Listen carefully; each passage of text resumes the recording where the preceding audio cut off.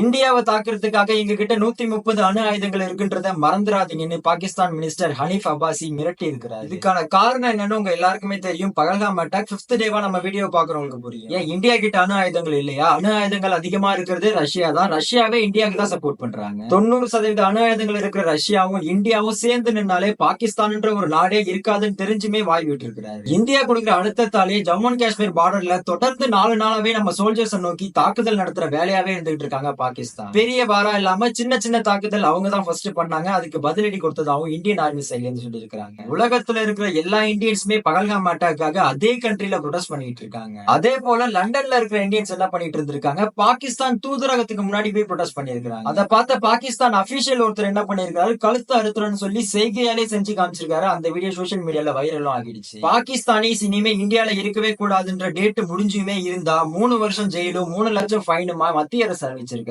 தொடர்ந்து இந்தியன் ஆர்மியை பத்தி அவதூறான கருத்து மட்டுமே பதிவு பண்ணிட்டு இருந்த 16 பாகிஸ்தான் யூடியூப் சேனல்ல இந்தியன் கவர்மெண்ட் சஸ்பெண்ட் பண்ணிருக்காங்க. பகல்காம் கண்டிப்பா பழைய நிலைமைக்கு வரும். தயவு செஞ்சு இந்தியன் டூரிஸ்ட் பகல்காமுக்கு வாங்கன்னு ஜம்மு அண்ட் காஷ்மீர் சிஎம் உமர் அப்துல்லா கேட்டு இருக்காரு. பகல்காம் அட்டாக்கு முக்கியமான காரணமா என்னன்னு பார்க்கும்போது ஜம்மு அண்ட் காஷ்மீர் அமைதியாவே இருக்கு, டூரிஸ்டும் அங்க நல்லா வந்துட்டு போயிட்டு இருக்காங்கன்றது பாகிஸ்தான் அண்ட் லக்ஷரி தைபா அமைப்புக்கு சுத்தமா பிடிக்கலன்றதுதான் ஒரு காரணமாவே இருந்துட்டு இருக்கு.